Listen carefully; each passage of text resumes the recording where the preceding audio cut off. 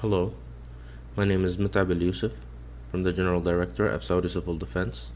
I'm presenting my paper titled Dynamically Detecting Security Threats and Updating a Signature-Based Intrusion Detection Systems Database. The electronic attacks that threaten the security of networks and information are increasing, especially during the current rapid electronic revolution. Therefore, it is necessary to use surveillance and protection systems in order to secure computer networks. An intrusion detection system, or an IDS, is one of the most important security systems available on the market. There are three main types of intrusion detection systems: signature-based, anomaly-based, and a hybrid of both. Auto-updating lists of attacks in order to overcome new types of attacks is one of the main challenges for a signature-based IDS. Most IDSs update their databases manually, done by network administrators or by using websites that offer newly detected attack signatures. This paper proposes a model of auto-updating the attack lists using a filtering engine, either by similarity or a blacklist of IP factors, that acts as a second IDS engine. The results show improvement in the overall accuracy of the IDS using the proposed model, in addition to automating the update process of IDS databases with new attack signatures without human interference. To make things clear, I will be going through the following. First, we must identify the problem. If an incoming packet is carrying a new attack, how is it possible to detect it before entering the network? In what way can the similarity be measured between the incoming packet signature and known signatures? After identifying the problem, these are some of the obstacles and ways to tackle it through the proposed method.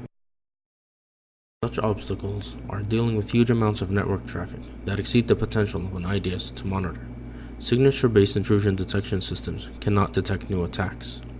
Some of the ways proposed to tackle this problem is to dynamically update the signature database, detecting new attacks through measuring the similarity between the new packet signature and stored signatures. This paper will address three main areas: intrusion signature, detecting unknown attacks automatically, and updating the signature in the database. The objective of the paper is to review current studies, models, and solutions, building and testing the proposed model, comparing the proposed model's output with the outputs of related models. The proposed model contributes the following: designing a filtering engine to detect new attacks based on two main factors: similarity and a blacklist of IPs. Also automating the process of updating the SID's database without human interference, and measuring the similarity between the new attack signature with known signatures. Here we can see some of the concepts that aim to improve or complement current IDSs, which this paper relates to. You can look these up for more information on the subject.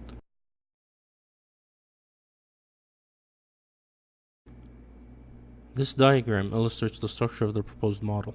It consists of an IDS engine, a complementary database which stores all non-frequent signatures, a frequent signature database which stores the most frequent signatures, the filtering engine, and the update engine. Both databases will consist of three smaller databases based on protocol type: TCP, UDP, and ICMP. The IDS engine's goal is to monitor an incoming packet, pre-process it, extract its signature, then match the signature with both databases simultaneously for possible threats. The reason behind analyzing traffic based on protocol is to reduce matching times and enhancing IDS performance. If there is a match, the engine will send an alert, log the alert, and block the packet. If not, the packet will go through the filtering engine to perform a double check based on the two factors of similarity and IP blacklist, working together to ensure the integrity of the incoming packet. This diagram shows how new signatures are handled within the filtering engine, and how the two factors are applied. The IP blacklist immediately blocks packets from their source if matched.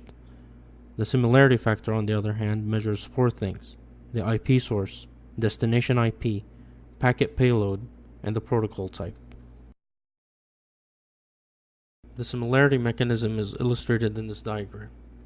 Every measurement or attribute has a default value of 0.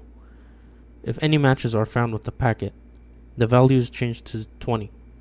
Each attribute represents a 25% match ratio. The final accumulated value will determine whether the packet is allowed or blocked.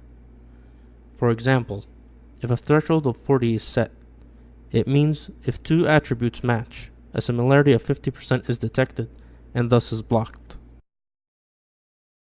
Finally, the update engine, illustrated in this diagram. The update engine can add packet signatures from blacklisted IPs to the CDB. Also, if a measured packet exceeds a certain threshold, its signature will also be added to the CDB, as well as adding the source IP to the blacklist. This figure shows the results of the case study. As displayed, the proposed model showed an overall performance and accuracy improvement when using separate smaller databases instead of one larger database.